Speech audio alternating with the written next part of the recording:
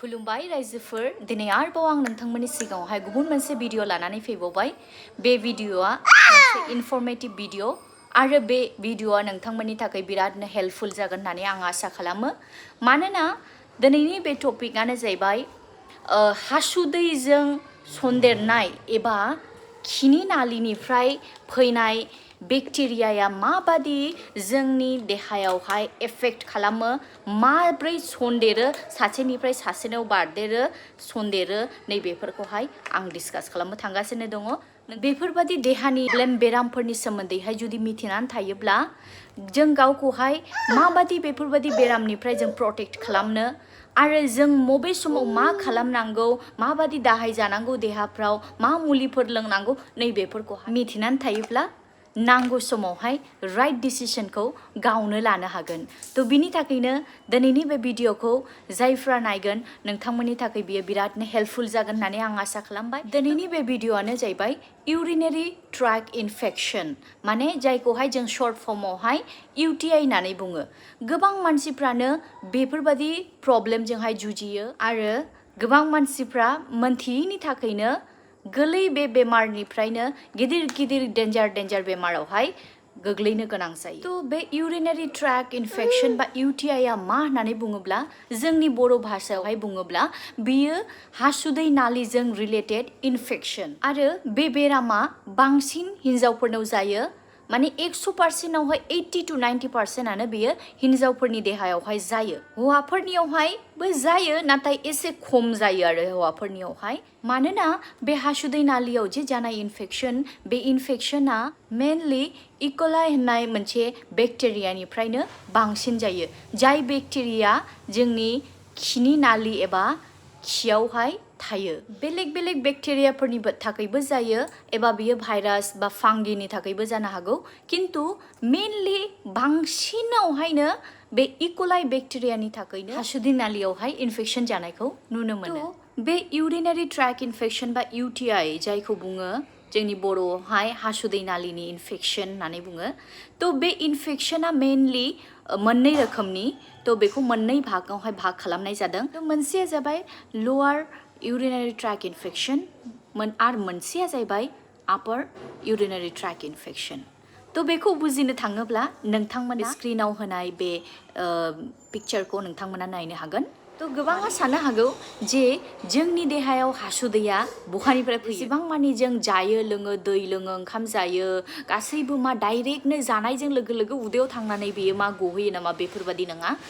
नाथाय जों जे जायो बुस्थुफोरखौ बे जानाय गासैबो बुस्थुफ्रा जोंनि उदैयाव थांनानै डाइजेस्टिव सिस्टेमावहाय थाङो बिनि उनावहाय जोंनि बडिनि जे बेलेग बे बडि अर्गान पार्ट्सफोर दङ बेफोरो मा गावनि खामानि बादि बिसोरो मा मेटाबलाइज खालामनानैहाय बेफोर जानायफोरखौ मेटाबलाइज खालामनानैहाय बिसोरो जोंनि बे जानाय बुस्थुनिफ्रायनो मा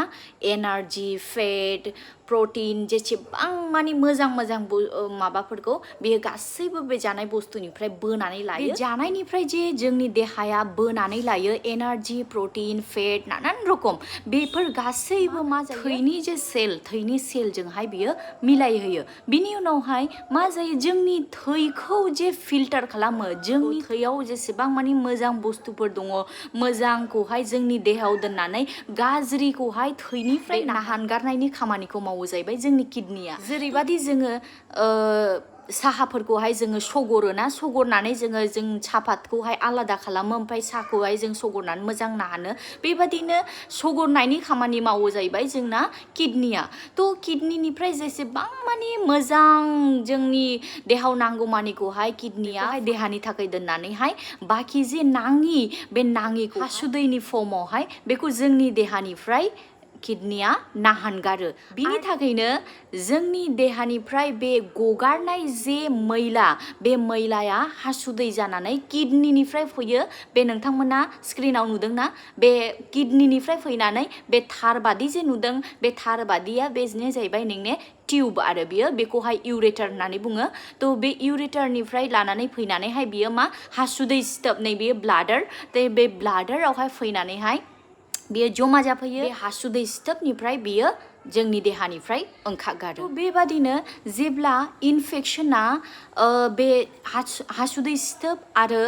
हासुदै सिथोबनि मोखाङावल' जेब्ला बेयो इनफेक्शना जायो बे समावहाय बेखौ बुङो जाहैबाय लोअर इउरिनारि ट्रेक्ट इनफेक्शन आरो जेब्ला बे इनफेक्शनानो बे बेक्टेरिया दावखोयै हासुदै नालिनिफ्राय दावखोयै जेब्ला बियो गोजौजों थांनानै बे थार बे इउरेटार जे नुदों दा इउरेटारनिफ्राय थांनानै बियो किडनिसिम सहैयो बे समावहाय बेखौ बुङो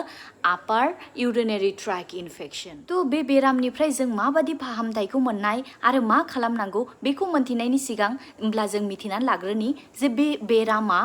माबादि जायो एबा जोंनि देहायाव माबादि एफेक्ट खालामो बिनि थाखाय आं नोंथांमोननो सिगांनो आं खोन्थाखादों जे मेनलि इक'लाइ होननाय मोनसे बेक्टेरियानि थाखायहाय बांसिन 70 to 80% बे UTI आ बेनि थाखायनो जायो बे इक'लाइ होननाय जे बे बेक्टेरिया मेनलि जोंनि खियावहाय थायो बा खिनि नालियावहाय थायो जिहेतु हिन्जावफोरनि खिग्रा नालि आरो हासुग्रा नालिया खाथि थायो आरो हिन्जावफोरनि जे हासुदै सिथोब बेबो बारा गोजौआव थाया हौवाफोरनिया जेसे गोजौआव थायो हिन्जावफोरनिया एसेबां गोजौआव थाया बेयो गाहायावनो थायो बिनि थाखायनो बे इनफेक्शना थाबैनो हिन्जावफोरनियावहाय एफेक्ट खालामो बेयो खिग्रा जायगानिफ्राय फैनानैहाय बे बेक्टेरियाया हासुदै नालिजों हाबलांनानैहाय बेयो मा दावखोलाङो गोजौथिं हासुदै सिथोबावहाय एफेक्ट खालामहैबाय बिनि उनावहाय बेयो हासुदै सिथोबनिफ्राय बेयो आस्ते दावखोलांनानैहाय बे इउरेटारनिफ्राय बेयो किडनि बेफोरबादि बेयो एफेक्ट खालामलाङो बिनि थाखायनो जों साफ्रोमबो मिथिनानै लानांगौ दं जे जेब्ला जों खियो एबा हासुयो होमबा जों जेब्ला प्राइभेट पार्टफोरखौहाय जों जेब्ला वाश खालामो जोंनि वाश खालामनायनि टेकनिकआ जेब्लायबो मा मोखांथिंनिफ्राय उनजोंहाय सुलांनांगौ आरो माब्लाबाबो उनथिंनिफ्राय मोखांजोंहाय सुबोनो नाङा मोखांथिंनिफ्रायसो उनजोंहाय सुलांनांगौ अब्ला मा जायो जोंनि बे खिग्रा नालिनिफ्राय एबा खिनिफ्राय जे गोबां बेक्टेरियाफ्रा फैयो जाय बेक्टेरियाफ्रा जोंनि हासुदै नालिजोंहाय एन्टार खालामनानै जोंनि देहायावहाय बेफोरबादि इउरिनारि ट्रेक्ट इनफेक्शनफोरखौहाय खालामहैयो बे बेक्टेरियाफोरनिफ्राय रैखाथि मोननो हायो जेब्लायबो जों गोसोआव लाखिनांगौ दं जे गोबाङानो मा खालामो हासुनाय खिनायनि उनावहाय थाबनो साबोन हुनाय माबा मोनसे सप सल्युशन इउज खालामनाय बेफोरखौ इउज खालामो किन्तु पेरिनियेल एरियायावहाय मा थायो जोंनि मोजां बेक्टेरिया माखासे मानि बेक्टेरिया गासैबो बेक्टेरियानो जोंनि देहाखौहाय एफेक्ट खालामा गासैबो बेक्टेरियाया जोंनि देहानि थाखाय खुथि खालामा नाथाय माखासे मानि बेक्टेरिया जोंनि देहानि थाखाय मोजां बियो गाहाम बेफोरबादि बेक्टेरियाया बे पेरिनियेल एरियायावहाय थायो जाय बेक्टेरियाखौहाय लेक्टोबेसिलाइ होननानैहाय बुङो बियो मोजां बेक्टेरिया आरो बेनि खामानिया बे लेक्टोबेसिलाइनि खामानियानो जाहैबाय बियो लेक्टिक एसिडखौहाय बियो मेनटेन खालामो आरो हाइड्रोजेन पेरक्साइडफोरखौहाय बियो प्रडिउस खालामो pH लेभेलखौहाय मेनटेन खालामो आरोना जाय pH लेभेला मेनटेन एसिडिक थायोब्ला प्राइभेट पार्टनि एरियायावहाय जेसेबां मानि गाज्रि बेक्टेरियाफ्रा फैयो खिनिफ्राय एबा हासुदैनिफ्राय बेफोरबादि गाज्रि बेक्टेरियानिफ्राय बे लेक्टोबेसिलाइया मा खालामो प्रटेक्ट खालामो जोंनि प्राइभेट पार्टनि साराउन्डिंखौहाय जाहाथे बियो जोंनि हासुदै नालिफोरजोंहाय जाहाथे हाबनानैहाय जोंनि देहाखौ एफेक्ट खालामनो हाया इनफेक्शन खालामनो हाया बेखौ नागारनानैबो बे UTI बेरामा जायनि देहायावहाय इमिउनिटि पावारा खम थायो बिसोरनियावहायबो जायो आरो जाय आइजोफोरनि मान्थलि जे ब्लिडिं जायो मेनस्ट्रुएल साइकेल बे मेनस्ट्रुएल साइकेला मोनसे बैसोआव थांनानै बियो स्टप जाहैयो 45 to 55 इयार्सनि गेजेरावहाय जेब्ला बियो बन्द जाहैयो मेनस्ट्रुएल साइकेला बे मेनस्ट्रुएल साइकेला बन्द जानायनि उननि बे बैसोआवहाय बे इनफेक्शनखौ बांसिन आइजोफोरनि देहायावहाय जानायखौ नुनो मोनो गोर्बोबोती आइजोफोरनि देहायावहाय बे UTI बेरामखौहाय बांसिन नुनो मोनो आरो जायफोरनि सुगार एबा डायबेटिस प्रब्लेम दङ बिसोरनियावहायबो नुनो मोनो आरो जायफ्रा माल्टिपल पार्टनारजोंहाय देहायारि सोमोन्दो लाखियो बेफोरनि देहाफ्रावहाय नुनो मोनो आरो जायफोरनि देहायावहाय हासुदै नालियावहाय केथेटार बा पाइपखौ लागायनाङो बेफोरनि देहायावहाय नुनो मोनो बे UTI बेरामखौ बे UTI बेरामा जायोब्ला मानसिनि देहायावहाय मा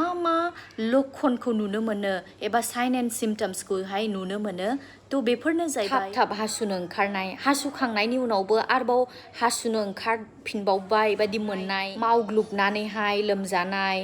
आरो उदै सानाय नाभिनि गाहायावहाय उदै सानाय हासुदै नालि सानाय आलौनाय गेन्दा हासुनाय एबा थै हासुनाय हासुदैयाव बिरादनो लेथ्रा मोनामनाय आरो बे इनफेक्शनानो जेब्ला बियो गाहायनिफ्राय इउरिनारि ब्लाडारनिफ्राय दावखोनानैहाय जेब्ला बियो इउरेटार आरो किडनिसिम सहैयो होमब्ला मा जायो जानजि खख्लायावहाय सानाय गोबानो ओंखारनाय एबा गोबाबाय थानाय देहाया बोलो गैयै जानाय लोमजाबाय थानाय मावग्लुबनानै नैबेफोरबादि जायो तो देहायावहाय जुदि बेफोरबादि जुदि प्रब्लेमफ्रा जायोब्ला न'आवहाय ओरैनो गोग्लैसोनानै थायालाबानो थाबैनो डक्टरनावहाय दिन्थिहैनांगौ खाथि खालानि हस्पिटालफ्राव थांनानैहाय होमब्ला डक्टरफ्रा मा खालामो हासुदैनि टेस्ट लिरनानै होयो डक्टरफ्रा urine routine urine culture urine एमइ बेफोरखौ खालामनो होयो आरो जाय हासुदैनि टेस्टफोरखौ खालामोब्ला बे बेक्टेरियाफ्रा हमजायो आरो जुदि एसे एनै जानायावनो थाबैनो डक्टरखौ दिन्थिनानैहाय बेनि ट्रिटमेन्टखौ जुदि लायोब्ला थाबैनो फाहामथायखौ मोननो हायो आरो जुदि गोबाव सम जानानै थाङोब्ला इनफेक्शना जुदि इउरेटार आरो किडनिखौ जुदि एफेक्ट खालामोब्ला होमब्ला एसे गोबाव नाङो हामनो थाखाय तो जेब्ला बेफोरबादि मानसिनि देहायावहाय इउरिनारि ट्रेक इनफेक्शनफ्रा जायो बे समावहाय डक्टरफ्रा माबादि ट्रिटमेन्ट खालामो होननानै बुङोब्ला मा मुलि होयो बेफोरखौहाय आं एसे खोन्थानोसै ओरैनोथ' डक्टरफोरनाव थांखानांगौ डक्टरनाव थांनांगौ हस्पिटालफ्राव थांनांगौ थेवबोनो आङो एसे नामफोरखौहाय माखासे माने नामफोरखौ आं खोन्थानोसै आरो तो बेफोरनो जाहैबाय अलकाजल सिराप इउरिलाइजार सिराप बेनिफ्राय अफ्लक्सासिन सिप्रफ्लक्सासिन लिभोफ्लक्सासिन मक्सिफ्लक्सासिन आरो फस्फोमाइसिन साचेट बेफोरखौहायबो होयो आरो नाइट्रोफुरेन्टिन एन्टिबाय'टिक बायदाफ्रावहाय निफ्ट्रान निफ्टास मार्टिफुर नैबेफोरबायदि नामावहाय गोबांनो मुलिफोरखौहाय मोनो सेफ्ट्रियाक्सोन एमक्सिसिलिन इउरिस्पास नैबेफोरबायदि गोबांनो नामावहाय मुलिफोरखौहाय मोनो नैबेफोरजोंहाय डक्टरफ्रा चिकित्सा खालामो तो बेफोरथ' डक्टरफोरनि खामानि जाहैबाय डक्टरफ्रा माबादि मुलि होनानैहाय इनफेक्शननि लेभेला बेसेबां बेखौ नायनानैहाय मा मुलि होगोन मा मुलि होआ बेफोरो डक्टरफोरनि खामानि नोंथांमोना गाव गावनि देहाखौहाय बे बेमारनिफ्राय बे इउरिनारि ट्रेक इनफेक्शन बा हासुदै नालिनि जे इनफेक्शन बे बेरामनिफ्राय माबादि गावखौहाय सेफ खालामगोन गावखौहाय प्रटेक्ट खालामगोन होननानै बुङोब्ला तो बेफोरनो जाहैबाय दैफोरखौहाय जोङो बांसिननिफ्राय बांसिन लोंनांगौ आरो हासुनो ओंखारोबा हासु गारनांगौ हासुदैखौ हमथानानै लाबाय थानो नाङा आरो हासुनाय खिनायनि उनावहाय जेब्ला सुयो बे समाव थाब जोङो साबोन बा सप सल्युशनखौ जों इउज खालामनो नाङा आरो हासुखांनानै बा खिखांनानैहाय उनथिंनिफ्राय मोखांथिंजों सुबोनो नाङा मोखांथिंनिफ्रायसो उनथिंजों सुलांनांगोन जेब्लायबो बेखौहाय गोसोआव लानांगौ दङ न'खरफ्राव जुदि सोरनिबा बे UTI बेरामा जादोंब्ला हासुदैनिफ्राय बेयो स्प्रेड जानायनि सासेनिफ्राय सासेनावहाय सन्देरनायनि चान्सेसा थायो नालाय बेनि थाखायनो हासुनाय खिनायनि उनावहाय टयलेटफ्रावहाय जेब्ला इउज खालामो मोजाङैहाय दैफोरखौ लुनांगौ आरो जाहाथे सासेनि इनफेक्शना सासेनावहाय सन्देरा नैबेफोर तो दिनैनि बे भिडिअ'आ एसेनोसै आसा खालामदों नोंथांमोननि थाखाय बे भिडिअ हेल्पफुल जागोन होननानैहाय तो नोंथांमोना जायफ्रा आंनि बे भिडिअखौ फार्स्ट टाइम नुदों एबा नायदों नोंथांमोना आंनि चेनेलखौ जुदि साबस्क्राइब खालामाखैब्ला आंनि चेनेलखौहाय नोंथांमोना लाइक शेयार आरो साबस्क्राइब खालामनानै लानो हागोन जाहाथे जोंनि बर' हारिफ्राबो हेल्थनि सोमोन्दैहाय बिरादनो कनसियास जानो हायो आरो गाव गावनि देहाखौ माबादि मोजाङै लाखिनांगौ बेखौहाय बयबो सोलोंनो हायो गोजोन्थों see you in the next video bye